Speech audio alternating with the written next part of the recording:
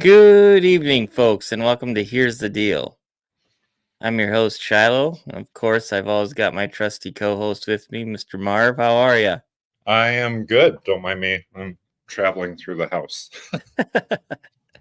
Well, I guess let me retract that statement, Shiloh. Sure. I'm not good, You're not good? but I'm good. You're not good, but you're good. All right. Yep. Well, we'll get into that here in a little bit. So, have you got all your Christmas shopping done? Oop, No. we got a little bit of an echo on. No, I do not. But that's okay.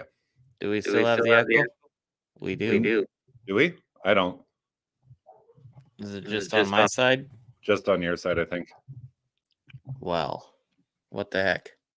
Right? What are you doing, boss? I don't know. Okay, there. Whatever I did fixed it, I think. So, can you still hear me good? Yep. All right. All right. So, yeah, I don't have all my Christmas shopping done either, but oh well. But I tell you what I do have, What's that? my coffee. Oh, it finally showed up. How is it? It did. Oh, I love that stuff.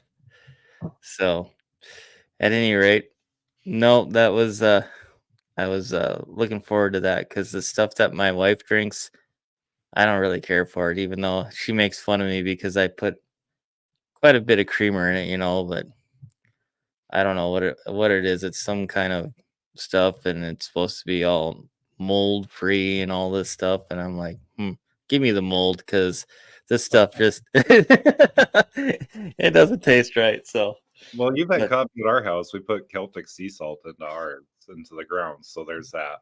I remember that. Yep, you do, and that's actually it's pretty good. I remember when we were out in Devil's Lake, you were teaching them too, the folks out there what you did, and they like it as well. So, yep. Yeah, it makes pretty basic coffee taste pretty okay-ish. So, Yep, that it does. That it does. but So, with the rate we go through it in our house, I mean, I average what 3 to 4 pots a day. So yeah, I still don't know how you do that. I don't know. And then what? You only sleep like 3 hours a night, 4 to 5. 4 to 5. Yeah, Goodness, are you sure you're not in the oil field? yeah, yeah. I'm sure. I don't make enough for that. Shoot. So, well, anyway, we've had quite the week. There's been some stories. Obviously, we lost the officer up in Mercer County, and all that whole debacle, and we were gonna talk a little bit about that, but I think we're gonna even go more of a different direction, and we're gonna talk about mental health issues. Yeah. So, with that, I'm gonna let you kind of kick this thing off, and we'll just see where we go from there. Well, where we really started the conversation was last week, Thursday. You and I had talked for a while about everything that had happened and the Mm-hmm. unfortunate events that happened with Senator Kramer's son and the loss of the officer up in Mercer County. And like nobody knows the whole story there. We probably never will hear the whole story about what happened. And it's a very tragic event, with the life lost of the officer and with everything Mm-hmm. that's going on. And you and I talked about having no guests tonight intentionally, which we've done. And originally what we had talked about was, the Department of Health, the Human Services, Mm-hmm. the programs that are out there for mental health. And like I spent the weekend sitting and working on things and putting things together for today's webpage. And this morning, it really just kind of hit me that that's not what we need to talk about. And so the article that I'll be posting, and I'll probably do it tomorrow, and maybe Thursday, is what we called the show tonight. It's okay to not be okay. And why I say that is we started the show tonight with the first thing you asking me is, hey, how are you doing? And I did I'm pretty okay. But if you think about our daily conversations, you're okay, I'm fine, how are you? Like, we deflect that question away. Mhm. And there's times where we should try and be more honest about the situation. Like, I'm not okay today. I'm stressed out about family. I'm stressed out about the holidays. I'm stressed out about money because God knows right now it sucks for everyone. Mhm. Out about how I'm going to make my mortgage or my car payment, or I'm fighting with my wife or my husband, or my brother and I just had a giant blowout, or I'm not speaking to my folks. Like, Yep. when you're speaking with friends, I know it can be a burden, and like, I'm the worst one for putting it away. Like, I am the worst one for putting everything off as I'm fine. And like, for us in the house, like, my girls my girls all have their own roles in my life. So, like, when I was working with my oldest daughter, like, she would check in on me throughout the day just to see how I was doing. She'd randomly make sure that I've been eating or snacking because I need to eat pretty much all the time, which is why in the background I have a grilled cheese sandwich here. And, like, that was like her role. We'd check in on each other throughout the day because what I do for a living can be a very hard and mentally and emotionally exhausting job. Yep. And so, like, you get to the end of the day, you're just drained. And Mhm. that's where my little girl comes in. Like, I get home, I come home on lunch. Like, I come home on lunch every day intentionally just to see Sarah and Kaylin, Mhm. even though Sarah's working. But like, Kaylin, like, we'll cuddle on the couch. She'll ask me how her Yep. day's going, stuff like that. And she just reminds me what I'm doing that all for, you know? And Sarah, half the time when you and I have sat and talked, like when we have private conversations, she works as a translator for me. And what Yep. I mean by that, and I don't talk about it often, folks, but it's not it's not something you would ever really understand is I am a spectrum kid. I have Asperger's, but I wasn't diagnosed until I was 22. So I spent my entire too early adulthood trying to act normal so that I wouldn't get lumped in as a weird kid, so I wouldn't get bullied, so I wouldn't get picked on. And when you deal with having a quote unquote broken brain, it gets hard sometimes to sit and talk about things. Like, before I met Sarah, Shiloh, I would take a week off of work and I would literally sit at Yep. home. I could go an entire week without talking to anybody, without saying a word, just because that was how I would decompress. Because every Mhm. job that I've always worked, I like being moving. I like being able to get up. I like to not be stuck at a desk all day. I'd like to be able to go outside if I need to go outside for a minute. And Yep. so, like, coping mechanisms that people don't always recognize or don't even know that I deal with Mhm. touch sensitivity. So that's why all year long, you're going to see me wearing long sleeve shirts. You're going to see me wearing coats. You're going to see me wearing a light jacket when it's 80 some degrees out, unless I'm comfortable with the situation. Yeah. Like, there's 3 people that can consistently have contact with me where it doesn't hurt my skin. And that's my wife and my daughters. And so, coming back to the show here and talking about this, like, we need to have these conversations more because I don't know about you, but over the years, I've put an awful lot of friends in the ground because of suicides. Yep. And I've lost a lot of friends along the way to addictions and alcohol. And it gets really hard to make friends when you wonder when they're going to be gone from your life next. Right. So, with that being said, I'd like to back up just a little bit, uh, and I'd like to tell the story about how you and I first kind of came to meet. So, for those of you who don't know, Marvin works down at a car dealership, and he runs the shop down there, and it just so I don't happened to run be. it, I'm just a face. What's that? I don't run it. I'm just the face of the desk, man. Just the face of the desk. Well, to some of us that means you run it, but we'll just go with that. At any rate, it happens to be the same place where we bought our vehicle, and my wife brings it down uh, to Bismarck to get it serviced all the time.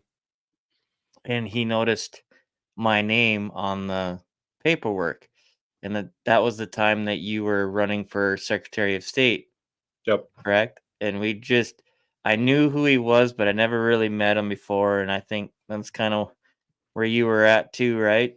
Yep. And we just kind of crossed paths briefly, but we've never really actually met each other. And at that time, I was running for school board up here. And at any rate, Marvin gave his business card to my wife and asked her to have me call him when she got home. So she did, and she's like, "Yeah, this Marvin guy gave me his business card and wants you to call him tonight." And I'm like, "Marvin?" She goes, "Yeah, let me look at his name." And sure enough, it was Marvin Lepp. I said, "I wonder what he wants with me." I said, "He's running for Secretary of State." So fast forward a few minutes, I actually did call him, and we had a 3-hour conversation. And it was your story here, what you're telling, and obviously my son has autism as well. um and so we just and to be honest with you folks, so does my brother. I grew up with a brother. He's 4 years younger than me. He has autism and Asperger's, and so my family hasn't been no stranger to this. And we just him and I hit it off, and we talked about this and Josiah, and just I think we talked about everything from our families to God to our beliefs to politics. It was a 3-hour conversation, and we've been friends ever since. And then we really started kind of getting to know each other when Dr. Frank was up here. It's hard to believe in February it's going to be a year already since Dr. Frank's been up here. But at any rate, so that's kind of how Marvin and my friendship began. So um, I do. I have a lot of feelings about this as well. Obviously, my son is 9. Uh, we've been fortunate. We've had a good team around him since he was born. Josiah had a traumatic birth, and he had his white blood cells all bursted, and he has dead spots all over his brain. That's why he has the issues that he has. But um, that didn't deter us from the time that we brought him home. We had people come into the house to work with him and stuff, and so we've been really blessed on having that team around him, and we've done a lot of fighting for Josiah. Um, he's very he's high functioning, and I have a lot of high hopes for him. I tell him every night, both him and my daughter, that they can do anything that they want as long as they put their mind to it. Josiah has some struggles, obviously, but the last, I would say, 2.5, 3 years, it's been a really big change for him. Um, I'm very proud of the progress that he's made. And what I mean by that is before he was so sensitive to his surroundings. Like when he would walk through the school and if they had papers taped on the lockers or whatever, and you know how you walk by them and they'd lift up and down, like that would bother him. He could literally hear the water go through the pipes. Like when he was out in the halls, it would just set him off. And that's not the reason why we're homeschooling. We're homeschooling just because of the public school system, but that's another subject for another day. Or But like, yeah, so he's been in Taekwondo. Honestly, he's been in Taekwondo for almost 2 years now. Um, May it was a year, and I'll tell you what. Before he did Taekwondo, he could not go into like a big crowd or anything like that, let alone get on a stage and perform or do anything in front of a crowd. And this is a testament to him because he does this Taekwondo, and last summer we took him to his first tournament, and it was out in Billings, and it was out in a big gymnasium, and geez, there must have been 300-400 people. But this is how much Taekwondo has helped him is he was able to go there. First of all, go the 5 hours to Billings, get there, have all these people, and he was kind of fidgety and stemming a little bit. But I tell you what, when it was time to get up in front of the judges and do his form, the kid had ice in his veins. And I mean, perfect. Uh, the first time we went in consecutive weekends, the first time he got third, and the second time he got second. And then in October here, we just had one in Williston where he actually took first. And if you would have told me a year ago or 2 years ago that that kid would be able to go walk into a gymnasium like that and be able to do his forms in front of a crowd like that with all the noise, I would have said, I don't think so. But uh, he's just, he's come a long ways. I'm very proud of him. Both or both me and Angel are very proud of him. But yeah, so we've dealt with stuff like this too, and obviously it's kind of a roller coaster. You have to take the good with the bad, and at first when he was real small, the meltdowns were pretty consistent, and I can't tell you the last time that he had like a major meltdown. He's learning to do self-control and different things like that. So, I hope some of the stuff him and I have talked about have helped too. yep, definitely. And that's one thing too that I'm very uh fortunate for, Marvin, and I've told you this before, is being able to have someone like you where he can go and talk to you, because you and I, we've had these conversations. It's a little different for mom and dad to listen, but sometimes mom and dad just they don't know, and we never will. But to have somebody that thinks like him, and his brain works differently, we always tell him, and this is how what we believe is you just look through different glasses, Josiah. It's not that you're wrong or right or however you want to say that. It's just that you look through different glasses, and Yeah. we always try and encourage him. Well, I always the joking that I do is a coping mechanism. Mm-hmm. Saying that I have a broken brain is my way of making light of the situation. So like when you grow up with this, like the touch sensitivity, um, that's probably the hardest for me. Mm-hmm. Um, the other thing is public speaking, believe it or not. But you've watched me speak at events. As soon as I'm done talking, can you find me anywhere in that room? No, no. No, I am teleported out of the situation for at least 5 minutes because that's how long it takes me to reset myself Yep. so that it can be composed. Hmm. And like, so touch sensitivity, let's talk about that for a minute. Sure. Um, sound sensitivity we'll get to too, but touch sensitivity, like one of the things they want you to do when you have touch sensitivity is, you're familiar with pumice stone, right? The I don't know. the porous like rock stone that you're supposed you Oh, yeah. Okay. yeah. So one of the things that when the health system was trying to help, that they recommended to help me overcome that, was sitting and scrubbing my arms and my legs and my back and my body with pumice stones every time you take a shower, Hmm. which is like using 60 grit sandpaper to Right. desensitize yourself. Like, That was the that's opposite of what you needed. the opposite of what I needed. I am like, for me, fleece, flannel, long sleeve shirts, stuff like that, like where I have the least amount of skin exposed, the better. So is Josiah. Yep. Sound sensitivity. Like, I can tell you right now, what Kaylin's watching a floor and a half up in the bathroom on YouTube while she's doing her bath. I can tell you that Sarah's playing Catan in our living room, which is all the way across the house, and I'm down in the basement.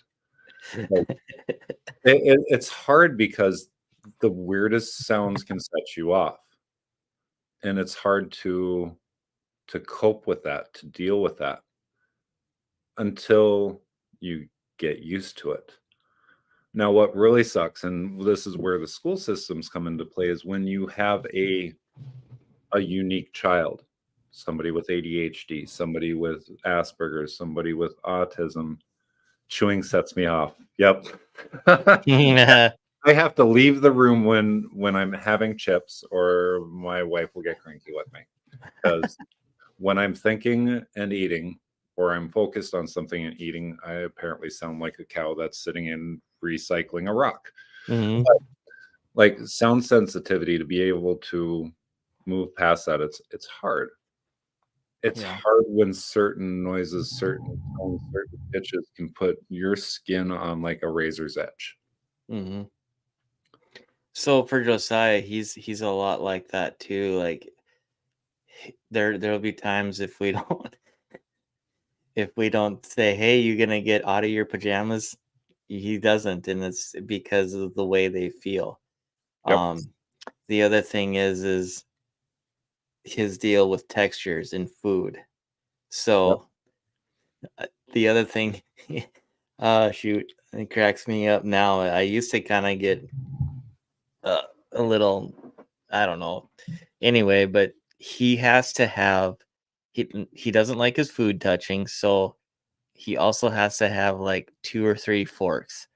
He for whatever reason, he has to have have a utensil for each fork, and even, the old saying is it all makes a turd and all that, and Yep. he's heard that so much, he just looks at me and said, "Dad, you don't even have to say it. I know it all makes a turd, but I still need another fork." So it's kind of become a running joke in our family now because of Well, that. But yeah, I mean, to the point where Angel had to buy these plates where, there was sections for different foods for him so it wouldn't touch. It it got to him. So it bothers me too. So there's that.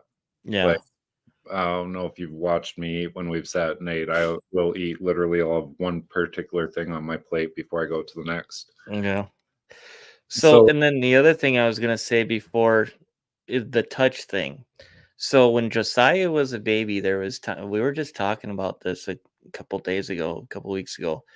Um, when he was a baby, so he wasn't he spent 3 weeks in the NICU, and then we ended up having to go to Mayo because I had to have my checkups and stuff out there. So he made the trip with us, and he wasn't very old. Well, maybe I don't know. Maybe he was a couple months. It just time flies when you're having fun, right? Anyway, so he made the trip with us, and we took him and we went to this indoor pool, and we kind of put him down in the water in the baby pool type stuff, where you can walk in with them and all that. And every time we did that, he'd cry and cry and cry and cry. Couldn't figure it out. Well, as he got old enough and started talking to us, like when I'd run a bath for him, it would dang near have to be cold because the way he felt it was is that it was hot.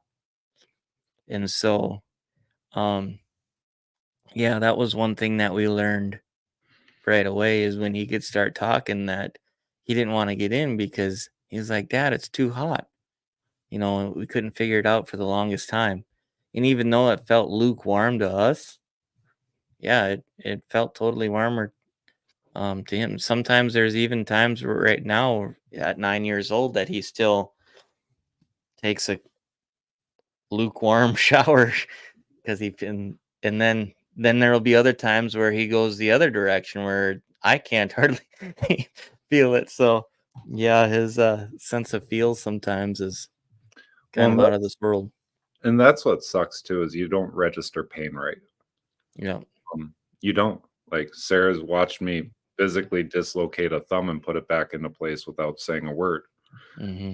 Like you don't notice that. All of a sudden you're like, oh, I'm bleeding. Where is that coming from? Yep. You don't register pain properly. But when you grow up in these circumstances where you're told there's nothing wrong with you, you're told that you're just being dumb.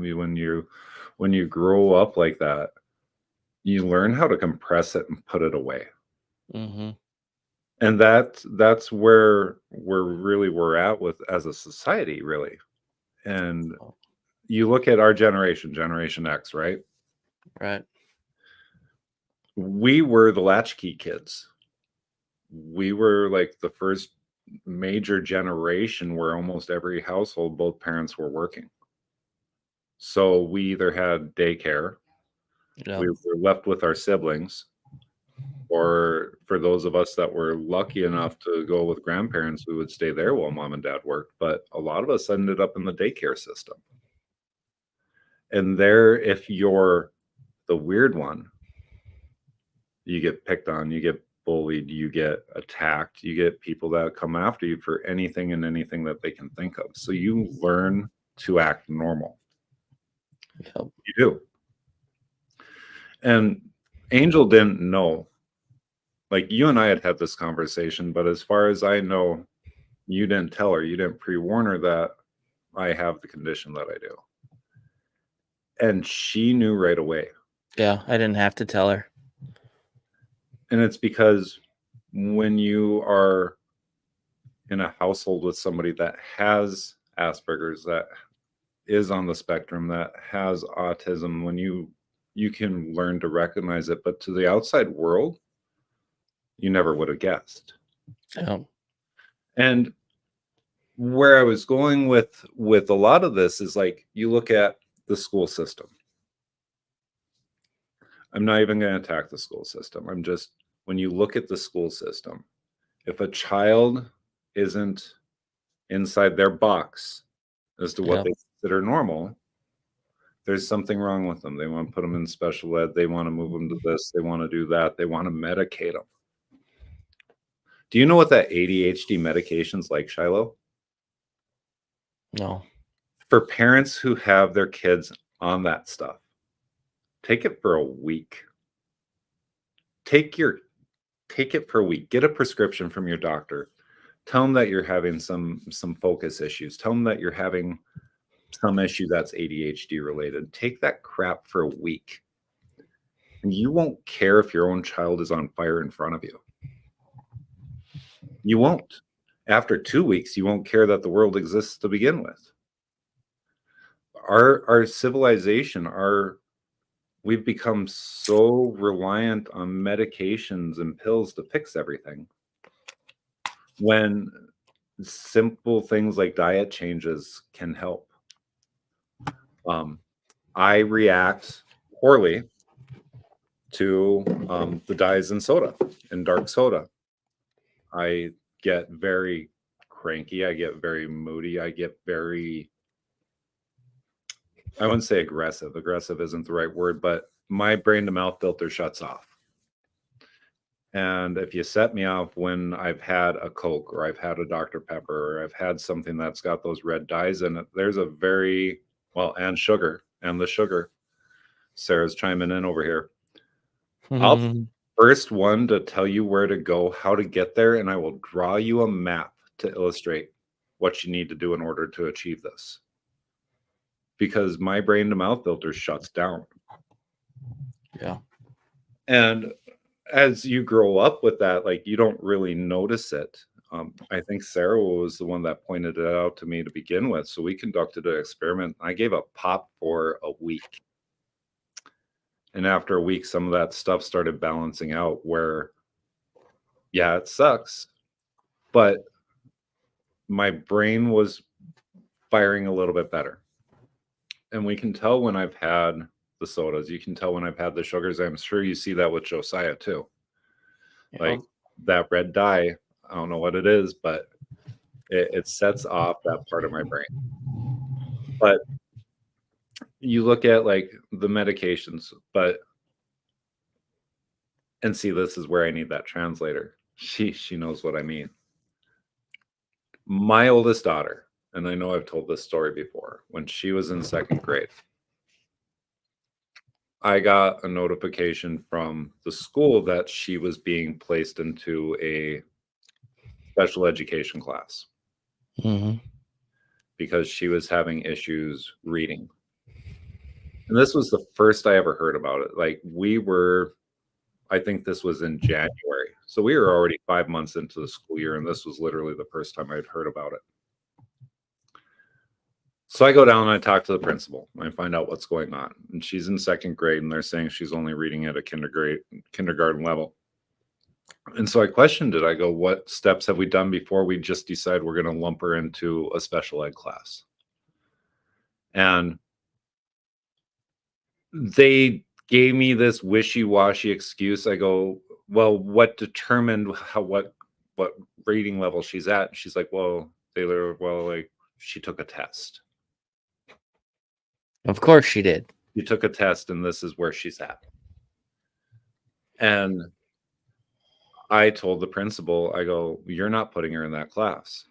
I go, you are giving me a month with my daughter and I'm going to work with her because I deal with dyslexia and I recognize what she was doing. And so I go, at the end of the month, I want you to re-administer this test. And if she still fails it, I will sign off on her going through the special ed class. And so Sarah and I spent the next month working with her every day after school. And at the end of that month, and there was a lot of tears, Shilo. There was a lot of frustration. There was a lot of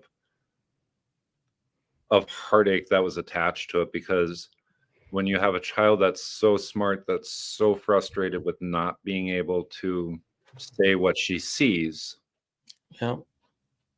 it hurts. It's heartache. It's hard to do.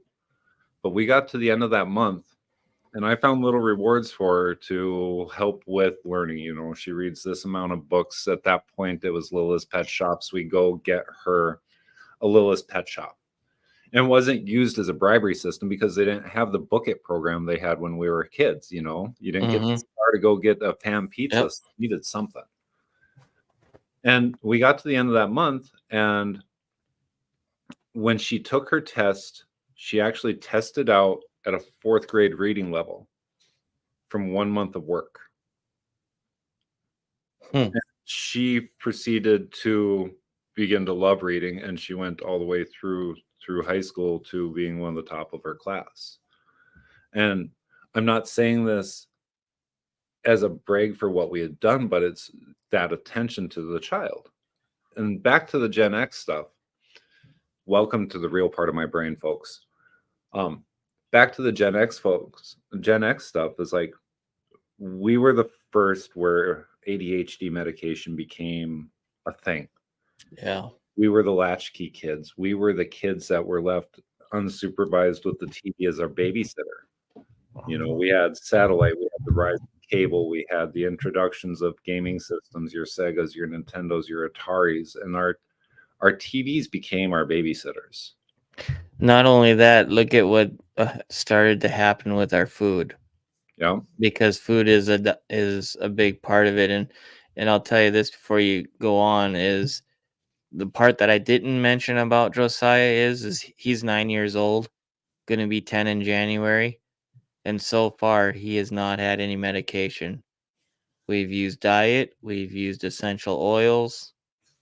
Um, that's been a lot of it. When we took the gluten away and the sugar and the stuff that you're talking about, his aggression went down a lot. It was like we had a totally different kid. So, and that was, and I'll be honest with you, when we first had him, because they told us that, oh, he's gonna grow out of this. It's just it happened during his birth. He'll be fine. He's gonna grow out of it. And I'll be honest with you, my wife pushed. I mean, we had help coming in. We were doing that, but my wife pushed for more, and I was hesitant. And the reason why I was is because I've seen what my brother has gone through. I mean, so I'm 43, he's 39. We're 8 days away from being 4 years apart. And I seen what he'd went through and different things, and how my mom had to fight for him. And I mean, it was not an easy task, and it still isn't to this day. Um and so I didn't want Josiah saddled with a bunch of what do you call it, diagnoses that weren't right. And I'll be honest, there was a little bit of um uh what's the word I'm looking for, Marvin? I didn't want to believe it, you know. There's a lot um of denial you weren't looking there for. you go, denial. Yeah. There was a touch of denial. I mean, I'm not going to sit here and tell you that there wasn't, because there was, but I was just hoping that well, he said that he's gonna grow out of this. I mean, he's gonna be fine. And so, and that's kind of where my wife just sat me down and said, hey, you know bless her heart. I mean, my wife is an amazing woman. I um i uh, i owe a lot to her, and our family does. But she said, hey, she goes, I know that you're scared and different things, and you've watched your brother go through this, but he needs help, and it's our duty as parents to get him the help. And it doesn't matter what we think or how we feel about it, it just needs to be done. And there's that's basically where she told me, hey, he's just going to look through different glasses, and we're either going to support him or not. And she goes, you need to make that choice, and you need to make it right now. Very difficult conversation. Yep. And I thank God that we had that conversation. And that, my wife doesn't say too much most of the time. I mean, most people that meet her know that she's pretty laid back and stuff. And she doesn't say stuff too often, but when she does, it's usually spot on. And so he's 90% of the reason why he's where he's at. And so we owe a lot to her. And my son, our son, does very well now. And so, but yeah, I mean, guess I'm kind of getting off track here, but she just basically said, hey, we we have to make this decision to help him, and so he prospers and is a person that thrives in society. Because if we don't believe in him, and we don't push him, and we want to deny this, or you want to live in denial, it's not going to help the situation. It's only going to make it worse. So you need to buck up, and let's get after it. And you know what, I've been on ever since, and I'm glad. I'm glad that we had that, you know. I am not too proud that we had to have that conversation. I'll tell you that, but I'm glad that she pulled me aside and said, "Hey," because that's the thing is I don't know, sometimes sometimes it's hard. Let's face it, Marvin, this the hardest job that we have is being a parent Absolutely. because there's no manual on how to do it, right? Yep. It changes daily, right? Yep. And then you add a special needs child or however you want to say that, it really changes mostly by the minute sometimes, sometimes not. Yep. And so the hardest thing that we can do is adults is being a parent. I've had this conversation with my wife and other people as well. And so then you add the the stresses of having a special needs child. And I don't even use that term anymore with Josiah just because I mean he's just you look at him and he's prospering like he should. So, Well, and like conversations I've had with Josiah, since we're gonna deviate off off where we were at, like two things that my brain is very good at: information storage. That's why when mhm, I go out and speak, you guys never see me reading off notes. You never see me holding a phone. You never see me looking at other information. It's because I've already learned it. I've already memorized it. And it's already lodged mhm, in my head. So like I can go through information like some people can go through a file cabinet where you can just sit and flip through yep, until you get to the folder you need and away you go. And so like I started talking with Josiah about stuff like that. Like don't I don't talk about my Asperger's because it's not a disability to me. right, Claim it as one. I don't want to be known for it. I don't want to have that label right, because I've already fought my fight to get where I'm at. I've already been down the dark path and back up again because it was. I mean, it's hard.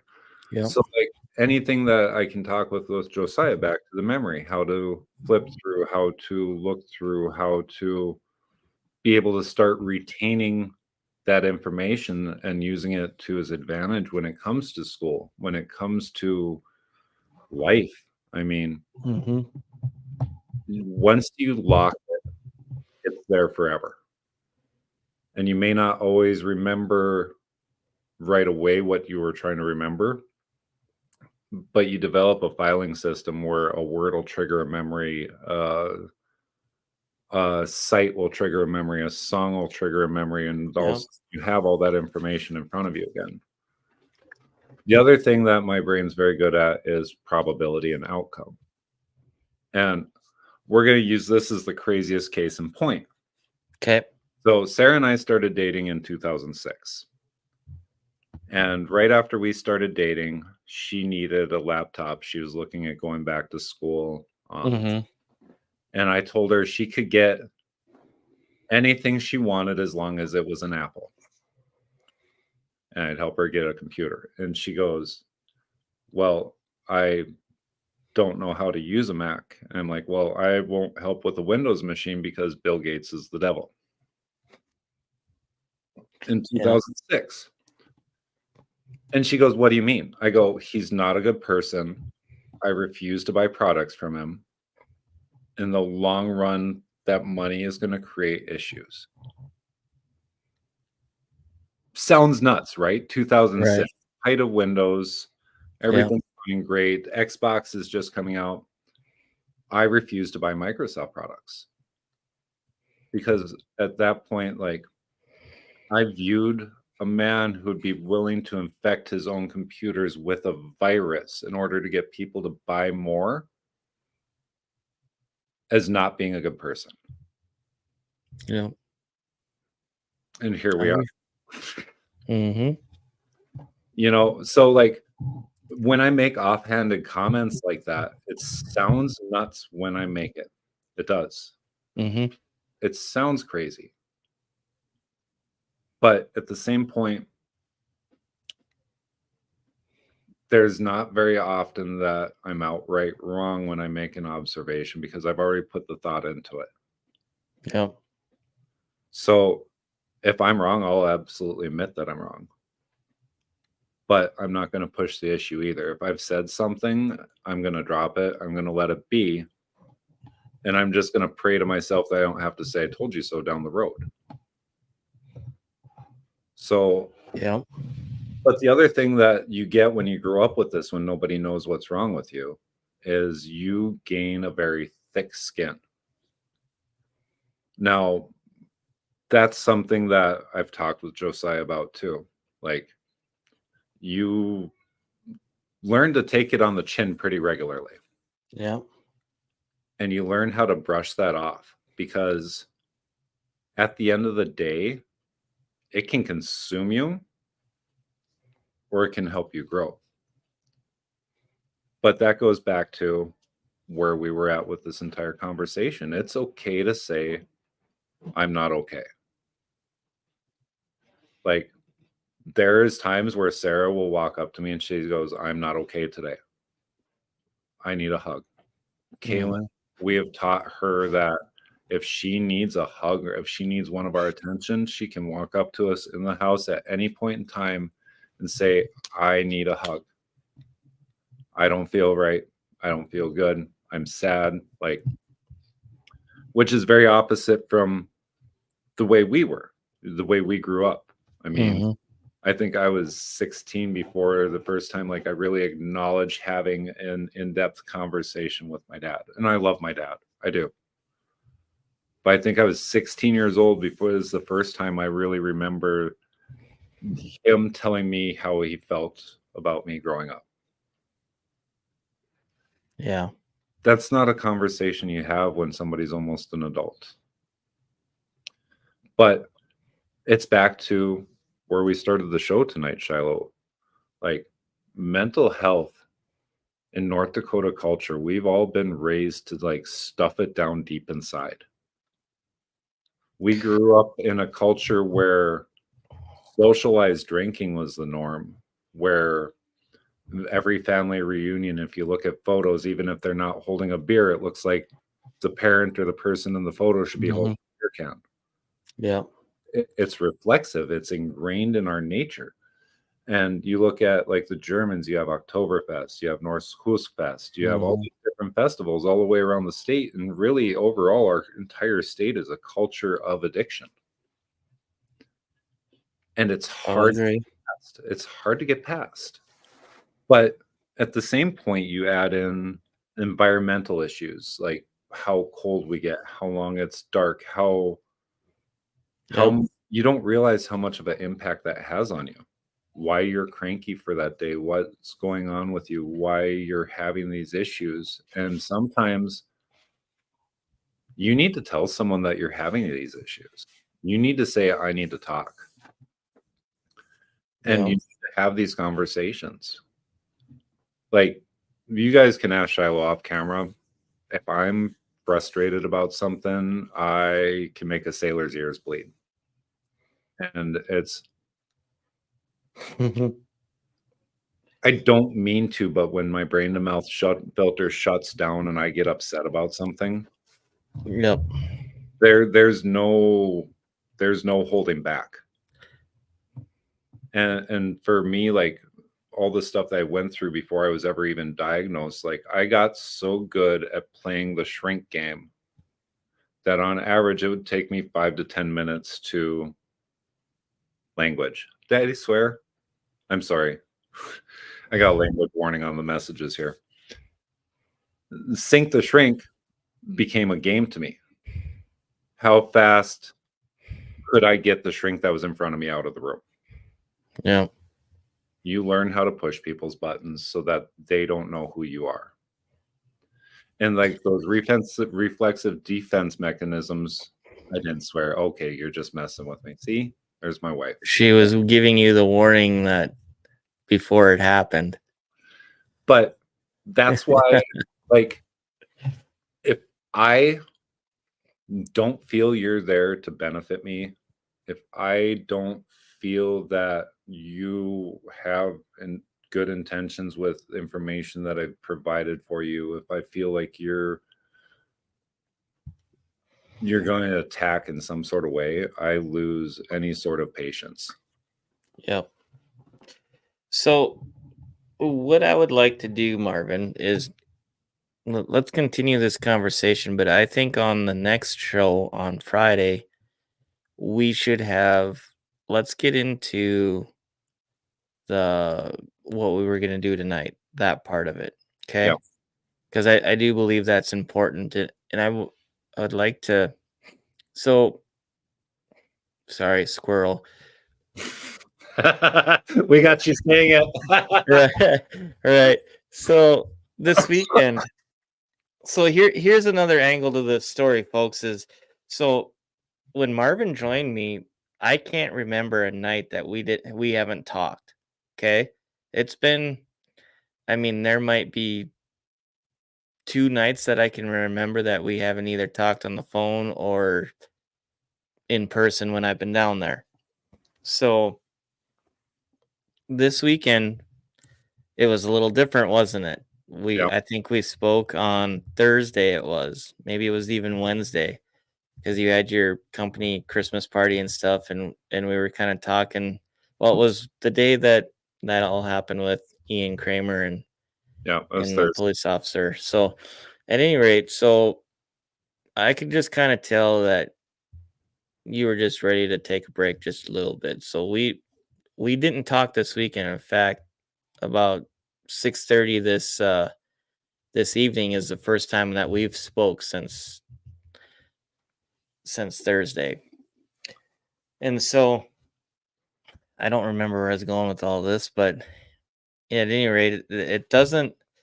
I guess what I'm trying to say is we speak quite regularly, Hmm. and I knew this had been weighing on you as soon as I brought it up, and so I guess what I'd like to do is on Friday, let's talk a little bit more about the services that are around or the lack thereof.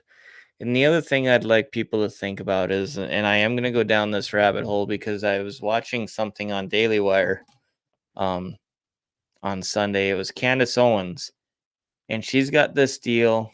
I don't remember exactly what the name of it is. It basically, she picks a vaccine, and it's like a 45-minute podcast on vaccines and what they do, and it's got the numbers and different things like that.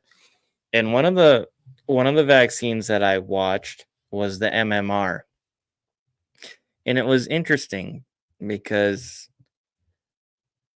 there's a lot of people who will say that there's no, I mean, in the science and the health community says there's no relation between these vaccines and autism and Asperger's and different things. But it was kind of it was neat to listen to her because she actually had a graph of like what MMR was. Like a lot of people don't know what it was and or is, and they're afraid of dying of measles, mumps, or rubella. But do you know um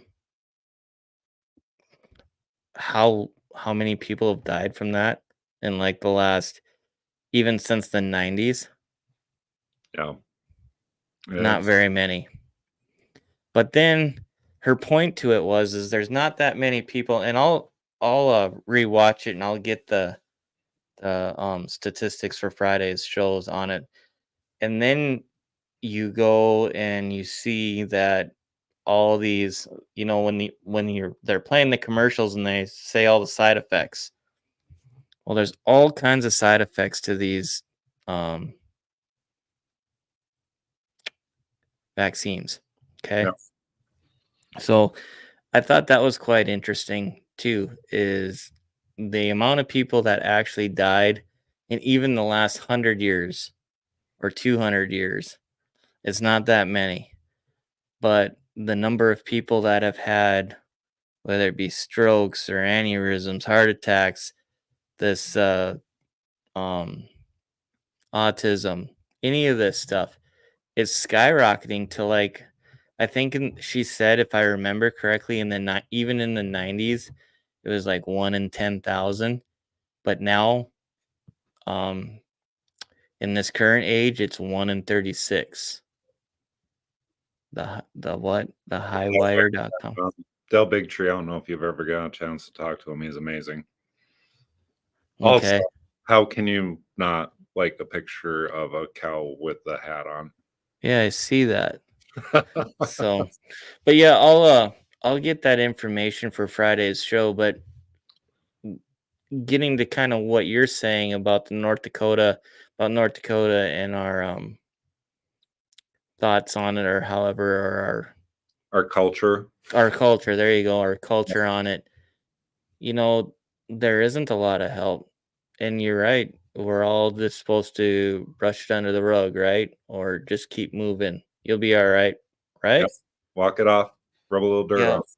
Well, as we've gotten older, we've noticed or we've learned that that's not the case. And just touching a little bit on this deal, what happened to the police officer? I'll be honest with you, folks. It happened in between Hazen and Beulah, and as you know, I'm from Hazen. My wife and I grew up there. I did not personally know Paul. I knew of him. I didn't have any kind of a friendship or anything with him. I didn't know him. It's horrible what happened to him. But if anything, if I could say anything, I would hope that Senator Kramer, as much as I mean, there's politics that I don't agree with him right now, but this isn't what this is about. It is my hope that Senator Kramer takes a step back and and looks at what happens and becomes the face of this and help get legislation to actually get more help, especially in this state. And I'm Like, not talking about making it like a political topic or however you want to say it. I would like him to actually take a step back and come up with some real solutions to the problems that we have here. and let me just add on to that, like true, actual help, not Yep. we're just gonna dump more money into health and human services. We're not just gonna like Right. we're not gonna put a band-aid on a bullet hole. Yep. This is we're all affected by this. Mhm. We're all affected by our mental health. Like we just need to start talking about it a little bit more. And I'm not talking being not Catherine Bergam BS, correct, Andy? Like Right.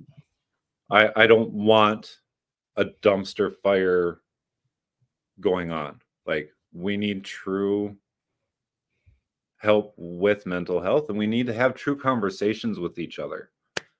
Like if somebody asks you how you're doing and you're having a bad day, say I'm not okay. If it's somebody that you trust, please, for the love of God, expand on it Yep. because you don't know who else is having these issues unless you have a conversation. That's I mean, correct. you look at right now, we are facing a time where our groceries are at our all-time high.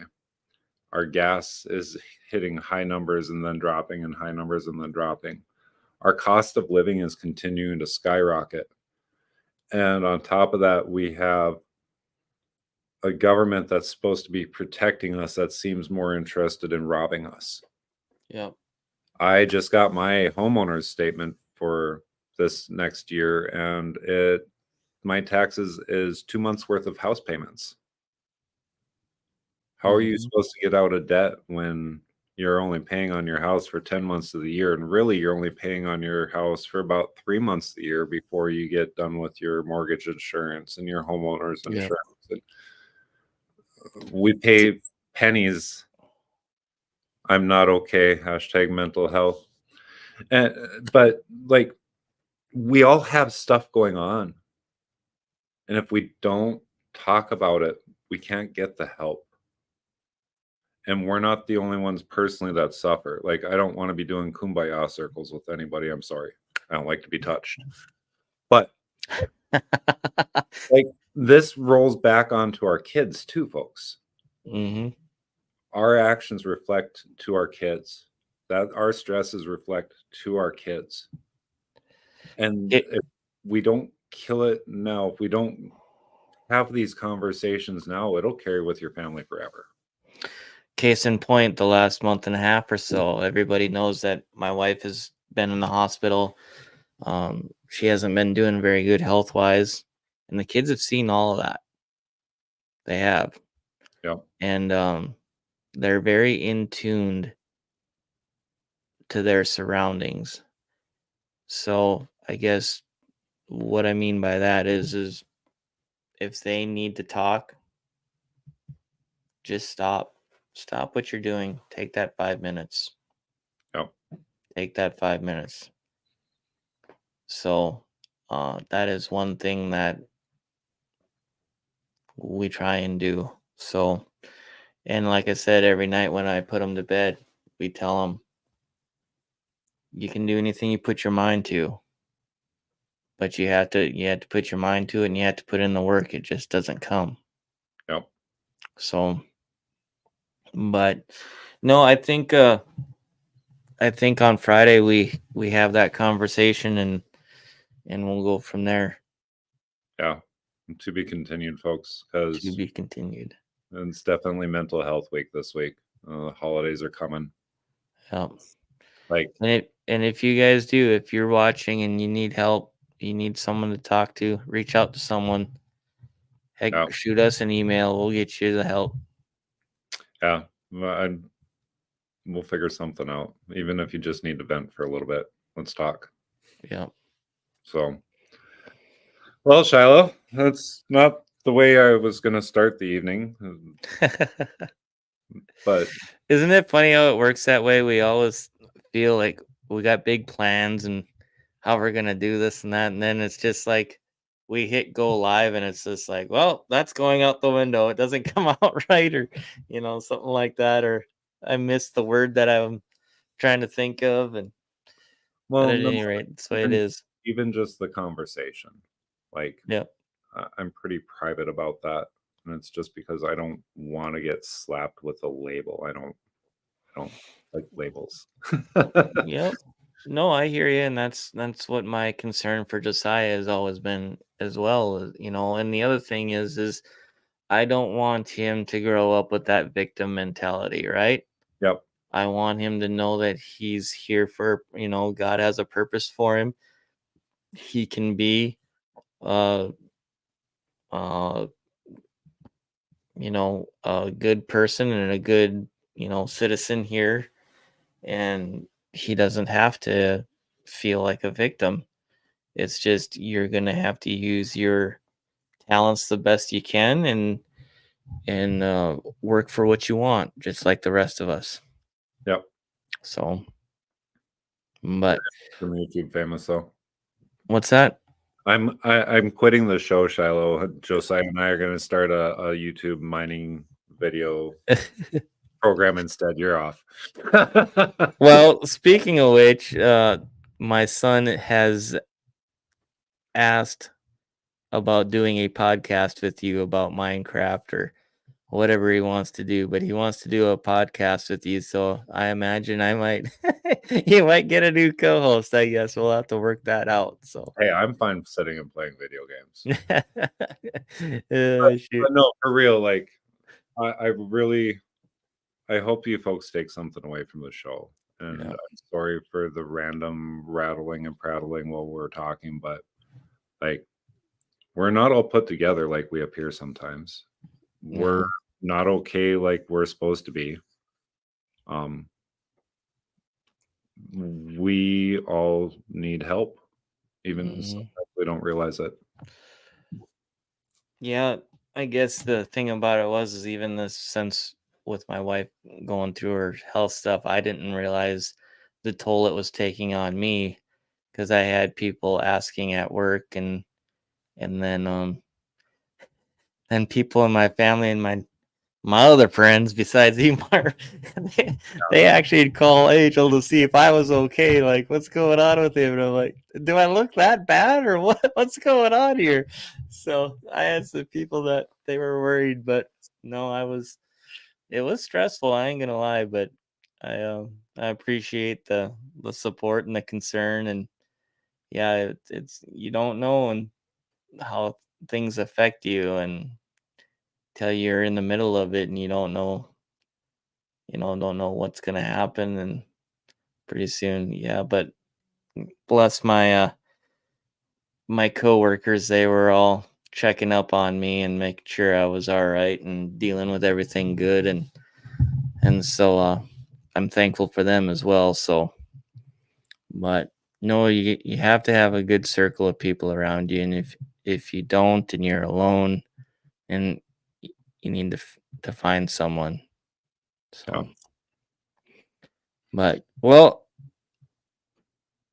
were you gonna say something? No, I've had enough for tonight. Yeah. I need All maybe right. Well, we will continue. We're going to do the other side of this conversation on Friday night. Then let's just plan for that. Friday night, we'll talk about health and human services and the lack of help, and maybe we can solve some problems. We'll see, right? right. All All right. right. Well, Well, in the in between, hug your kids.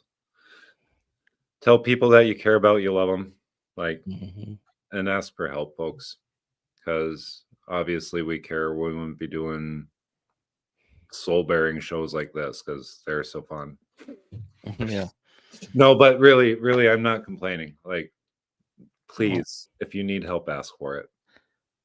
this is part of having a platform like this, or part of starting this. It's about yeah, we always say it's about information and stuff like that, but I would like to think that between the two of us, we're pretty normal, and having normal conversations like this is kind of what we do, and I guess I wouldn't have it any other way. Yeah. So, all right.